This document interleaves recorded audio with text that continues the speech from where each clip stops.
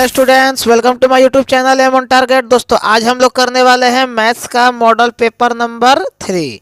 Okay, model paper number 1 और model paper number 2 already upload हो चुका है। अगर आपने नहीं देखा है तो जाके इन दोनों को देख लीजिए।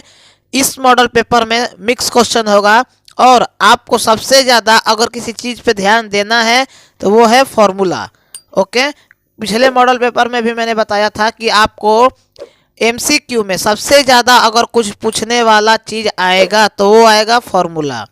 ओके, अब फार्मूला ट्रिग्नोमेट्री का हुआ, सर्कल का हुआ, ट्रायंगल का हुआ, ये सभी फार्मूला आपको एकदम माइंड में, दिमाग में एकदम कंठस्थ होना चाहिए, तभी जाके आप एक एक नंबर वाला जितना एमसीक्यू होगा सभी को अच्छे से कर पाएंगे।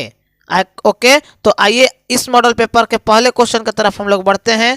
जहाँ तक संभव होगा मैं चीज़ों को एक्सप्लेन करते हुए चलूँगा, जैसे पिछले मॉडल पेपर में भी मैंने किया था। देखिए पहला क्वेश्चन है, 2 या 2 से अधिक अभाज्य संख्या, ठीक है, अभाज्य संख्या का मसा है। ऑप्शन है 1, 2, 3 या इनमें से कोई नहीं। तो सबसे पहले समझिए कि अभाज्य संख्या किसे कहते हैं। तो वह संख्या जो 1 से और स्वयं से कटे। ओके, किससे कटे? जो 1 से और स्वयं से कटे तो उसको क्या बोलेंगे? अभाज्य संख्या। तो इसका सही जवाब हो जाएगा, मसा पूछा है यानी HCF, ठीक है, और लसा को इंग्लिश में बोलते हैं LCM। तो इस प्रश्न का सही जवाब हो जाएगा ऑप्शन नंबर ए। बहुत ऐसे क्वेश्चन आएंगे जहां आपको डायरेक्ट याद करने वाले होंगे तो उसको नोट करके याद कर लेना ही सबसे बेस्ट ऑप्शन होता है। और अभी तक आपने हमारे चैनल से जुड़े नहीं है तो जुड़ के एक अच्छी तैयारी की तरफ बढ़ सकते हैं। आइए अगला क्वेश्चन है, 2 परिमेय संख्या के बीच कितनी परिमेय संख्या हो सकती है? आई थिंक ये क्वेश्चन तो कल वाले मॉडल पेपर में भी था।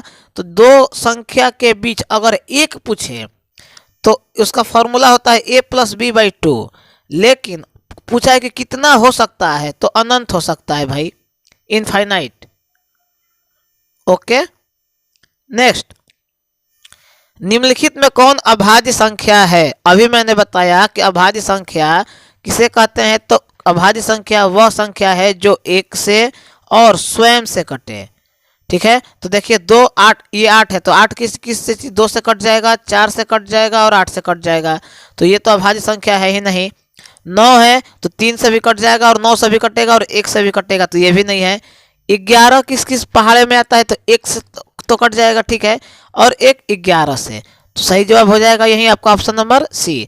15 को भी चेक कर लेते हैं तो 15 किस किस से कटेगा? 3 से कट जाएगा, 5 से, 1 से तो कटेगा ही, और 15 के पहाड़े में भी 15 एकम 15, तो ये भी अभाज्य संख्या नहीं है। मैं फिर से बता रहा हूं कि अभाज्य संख्या वह संख्या है जो 1 से और स्वयं से कटे।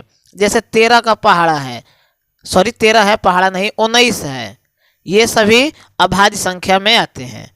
आइए अगला क्वेश्चन, 2 संख्या का मसा 25 और लसा 50 है तो संख्या का गुणनफल क्या होगा? तो चुपचाप 25 और 50 को गुणा कर दीजिए, 0 0 50 25। ओके, 50 25 हासिल 2, 5 दूनी 10 2 12, 0 5 2 और 1, 1250। देखिए ऑप्शन कहाँ है? Option number B. सीधे करके देख लीजिए, इतना तामझाम क्या करना है। आइए अगला क्वेश्चन, एक रैखिक समीकरण का घात क्या होता है? तो रैखिक समीकरण का जो घात होता है कल वाले मॉडल पेपर में भी मैंने बताया था, 1 होता है। द्विघात समीकरण का घात कितना होगा? 2 होगा। त्रिघात समीकरण का घात कितना होगा? तो 3 होगा। ओके, दिमाग में रखिएगा ये सभी बातों को। आइए अगला क्वेश्चन को देखते हैं, के किस मान के लिए समीकरण x + 2y = 7, ठीक है, यहाँ पे लिख लिया जाए x + 2y = 7, और दूसरा समीकरण है 2x + ky = 14। अब देखा जाए कि k का मान, मतलब ये वाला सेगमेंट हम लोगों को देखना है। तो मैंने पिछले मॉडल पेपर में एक तरीका बताया था k का मान निकालने का। देखिए ये यहाँ कुछ नहीं है तो क्या है? 1 है, तो 1 में 2 से मल्टीप्लाई किया है तो मतलब दुगुना गया है, 7 में 14 से गया है तो मतलब यहाँ पे भी 2 से मल्टीप्लाई किया है, तो 2 में क्या हम मल्टीप्लाई करेंगे तो k का मान आ जाएगा तो 2 से। क्यों? क्योंकि पहले वाले लाइन में भी 2 से है, आखिरी वाले लाइन में भी 2 से मल्टीप्लाई किया है, तो यहाँ पे भी 2 से मल्टीप्लाई ही करना है। तो 2 दूनी 4, यानी k का मान कितना आ जाएगा? 4। ये एक ट्रिक है, ठीक है, एमसीक्यू में आपको सॉल्व नहीं करना है, आपको बस ऑप्शन देखना है ए बी सी डी, उसमें से जो होगा सही उसको टिक कर देना है। तो जब आपके पास ट्रिक होगा कुछ ऐसे क्वेश्चंस का, तो सॉल्व करने के चक्कर में समय बर्बाद नहीं करना है। ओके, आइए इस क्वेश्चन को देखते हैं। द्विघात बहुपद के शून्य की संख्या कितनी होती है? अभी मैंने पीछे बताया कि रैखिक समीकरण का एक होता है, द्विघात का कितना होता है? 2 होता है, त्रिघात पूछता तो 3 हो जाता। आइए अगला क्वेश्चन। इस मॉडल पेपर में मैंने सभी चैप्टर का जितना हो सकता है क्वेश्चन ऐड किया है, और कैसा क्वेश्चन जो एग्जाम में पूछ सकता है। ये नहीं कि बहुत हार्ड मुश्किल मुश्किल करा दिए जो आपके परीक्षा में आएगा ही नहीं। तो क्या फायदा, वैसे क्वेश्चन को कीजिए कि जो आ सकता है और आया हुआ भी है। आप पिछले साल का पेपर उठा के देख लीजिए, ऐसे क्वेश्चन आए हैं। ओके, आइए इस क्वेश्चन को देखते हैं। सभी वर्ग यानी स्क्वायर होते हैं कैसे? समरूप, सर्वांग सम, समानुपाती या इनमें से कोई नहीं। तो वर्ग किसे कहते हैं? जिसकी सारी भुजा समान हो, तो उसका जो होगा वो होगा समरूप, मतलब हर जगह से एक समान। Next question.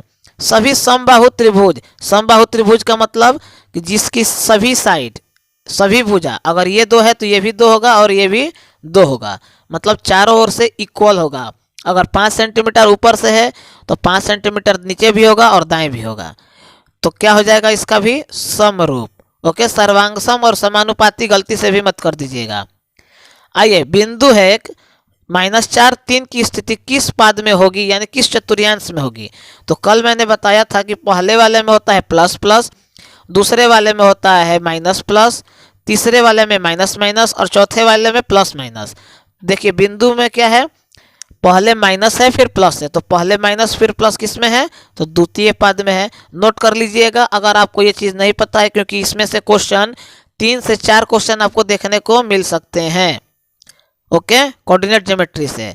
आइए अगला क्वेश्चन है। किसी बिंदु की वाई अक्ष से दूरी, किससे? वाई अक्ष से दूरी, उस बिंदु का क्या कहलाता है? वाई निर्देशांक, एक्स निर्देशांक, कोटि या वाई अक्ष? दूरी कहे तो कोटि। ओके, याद रखिएगा।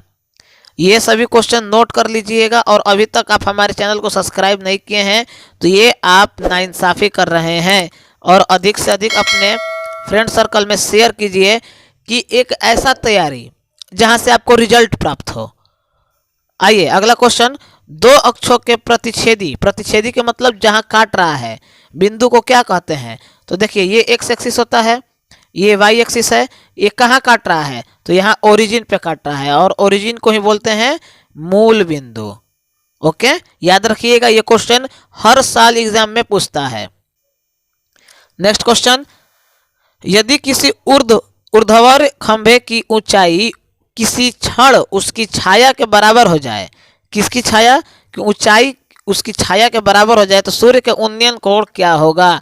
ये क्वेश्चन नोट करके याद कर लीजिए। ये सॉल्व करने वाला क्वेश्चन नहीं है, दिमाग बिना मतलब का डिस्टर्ब होगा। इसका सही जवाब होगा 45 डिग्री। जैसे एक ये है ऊंचाई पे है तो इसका छाया यहाँ पे आया तो यहाँ 45 डिग्री का कोण यहाँ पे बन जाता है। ओके, उतना डिटेल्स में नहीं जाना है, क्योंकि एमसीक्यू आपको सॉल्व नहीं करना है भाई। एमसीक्यू में ऑप्शन देखिए और उड़ाइए, ऐसा स्थिति होना चाहिए। इतना आप प्रैक्टिस कर लीजिए, सही प्रैक्टिस कीजिए, ज़्यादा प्रैक्टिस नहीं, सही प्रैक्टिस, कि कहाँ से हम कहें कि हमारा ज़्यादा आउटकम प्राप्त हो। आइए इस क्वेश्चन को देखते हैं। यदि समानांतर चतुर्भुज की सभी भुजाएं एक वृत्त को स्पर्श करें, वृत्त को स्पर्श करें, कौन? तो समानांतर चतुर्भुज की भुजाएं, तो वह समानांतर चतुर्भुज कैसा होगा? आयत होगा, वर्ग होगा, समचतुर्भुज होगा या समलंब चतुर्भुज? तो देखिए कहने का मतलब ये है कि ये है ओके समचतुर्भुज और एक वृत्त है, उसकी सभी भुजा को कब टच करेगा? तो जब वह चित्र समानांतर चतुर्भुज कैसा होगा? आयत होगा, क्योंकि वर्ग में सब तो बराबर है, तो वृत्त सभी भुजाओं को टच नहीं कर पाएगा, इसीलिए वर्ग को मत कर दीजिएगा। नेक्स्ट, किसी वृत्त की त्रिज्या तिगुनी कर दी जाए। ये क्वेश्चन भी कल आया था, लेकिन कल वाले क्वेश्चन में तिगुना की जगह पे दुगुना था। तो नए एवं पुराने वृत्त की परिधि का अनुपात, ठीक है, परिधि पूछा है यानी 2πr, त्रिज्या का तिगुना पूछा है तो 3:1। अगर क्षेत्रफल पूछता तो इसका स्क्वायर हो जाता। नेक्स्ट, यदि एक वृत्त के परिमाप और क्षेत्रफल संख्यात्मक रूप से बराबर हो तो वृत्त की त्रिज्या, ये भी तो कल क्वेश्चन आया था, 2 यूनिट हो जाएगा। नोट करके याद कर लीजिए, ये सभी क्वेश्चन याद करने वाले हैं। नेक्स्ट क्वेश्चन, संचयी बारंबारता वक्र कहलाता है। ये क्वेश्चन भी याद करने वाला है भाई। क्या कहलाता है? तोरण, आयत चित्र, डंडालेख या बारंबारता बहुभुज, तो उसको कहते हैं तोरण। ओके, याद कर लीजिएगा, ये नोट कर लीजिएगा। नेक्स्ट, ऐसा क्वेश्चन प्रोबेबिलिटी वाला चैप्टर का है और हरदम पूछता है, किसी बारंबारता का बहुलक होता है। क्या होता है? तो बारंबारता का बहुलक, बहुलक मतलब वह संख्या जो सबसे ज़्यादा बार रिपीट हुआ हो। तो सही जवाब क्या हो जाएगा? अधिकतम बारंबारता मान, मतलब वह संख्या बहुत बार रिपीट हुआ हो।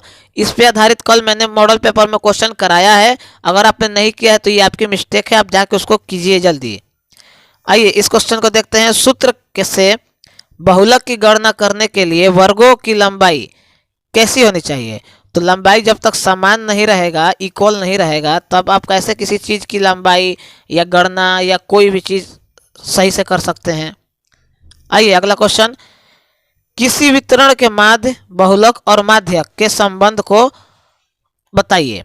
ठीक है, ऑप्शन दे दिया है और ये क्या है? एक फॉर्मूला है, याद कर लीजिएगा। फॉर्मूला पूछ चुका है पहले के एग्जाम में। सही जवाब इसका है ऑप्शन नंबर ए। बहुलक बराबर होता है 3 गुणे माध्यक माइनस 2 गुणे माध्य। ओके, ये फॉर्मूला है, नोट कर लीजिएगा।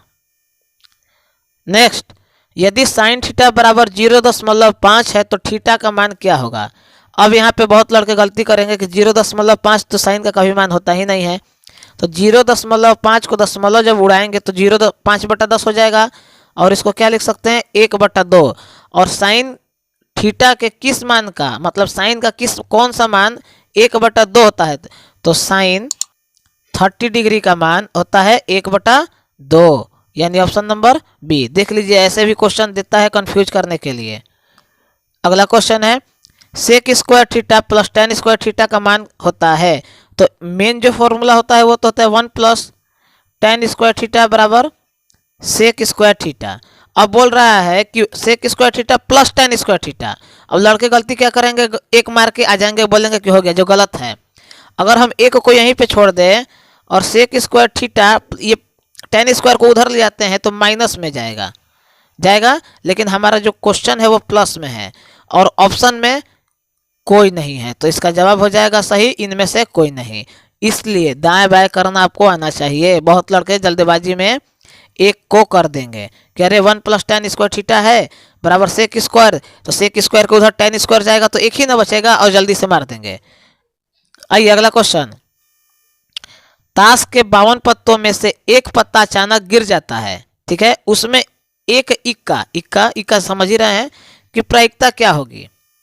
तो इक्का 14 कार्ड में से एक गिर गया भाई, तो प्रायिकता 1/13। ओके, ताश के पत्तों से क्वेश्चन हरदम आता है, ध्यान दीजिएगा। आइए इस क्वेश्चन को देखते हैं। 1 + cot स्क्वायर ए बटा में 1 + tan स्क्वायर ए। तो 1 + cot स्क्वायर ए को क्या लिख सकते हैं? कोसेक स्क्वायर ए। 1 + tan स्क्वायर ए को क्या लिख सकते हैं? सेक स्क्वायर ए। ओके, और आपको पता है कि कॉट स्क्वायर ए का फॉर्मूला होता है कोसेक स्क्वायर ए बटे में सेक स्क्वायर ए। तो सही जवाब हो जाएगा कॉट स्क्वायर ए। ऐसे भी क्वेश्चन आते हैं, इसीलिए हम बार बार बोल रहे हैं कि ट्रिग्नोमेट्री का जितना भी क्वेश्चन है अच्छे से कर लीजिए। आइए अगला क्वेश्चन, ये भी ट्रिग्नोमेट्री है। साइन 18 डिग्री, ठीक है, साइन 18 डिग्री बटे में कॉस 72 डिग्री। अब देखिए, साइन 18 को कॉस 72 में बदल दीजिए या कॉस 72 को साइन 18 में बदल दीजिए। तो देखिए, साइन 90 - थीटा क्या होता है? Cos theta. तो कॉस 72 बटे में कॉस 72, दोनों को चेंज नहीं करना है, किसी एक को ही चेंज करना है। तो कॉस 72 से कॉस 72 कट जाएगा तो कितना आ जाएगा आपका? 1। तो सही जवाब हो जाएगा 1। ओके, आइए ये क्वेश्चन नोट करने वाला है, नोट करके याद कीजिए। ये डायरेक्ट मेन स्टैंडर्ड फॉर्म पूछा है। A square P square X square minus Q square बराबर 0 के मूल होंगे। मूल मतलब मेन स्टैंडर्ड। तो इसका सही जवाब हो जाएगा ऑप्शन नंबर डी, ± क्यू बटा में ए पी। नोट कर लीजिए, ये याद करने वाला क्वेश्चन है और पिछले बार ये पूछा है शायद। तो जहाँ तक हो गया इस मॉडल पेपर में मैं इतना ही क्वेश्चन ऐड किया हूँ। कल मिलेंगे मॉडल पेपर नंबर 4 के साथ। और अगर आपने अभी तक पढ़ाई स्टार्ट नहीं किया है तो ये आपकी गलती है। मैं स्टार्टिंग में बताना भूल गया कि प्रत्येक विषय का 5-5 मॉडल पेपर अपलोड हो चुका है, कुछ ही बचा है 1-2, और वो भी लगातार कंटिन्यू हो रहा है। तो आप लोग अच्छे से पढ़ाई कीजिए, जहाँ समस्या हो हमको बताइए, और सब्जेक्टिव क्वेश्चन हम लोग करेंगे जैसे ही 5 मॉडल पेपर मैथ का कंप्लीट हो जाता है तो। ओके, सभी विषय का सब्जेक्टिव। तो मिलते हैं नेक्स्ट वीडियो में, तब तक के लिए हमें इजाज़त दीजिए। Goodbye, take care.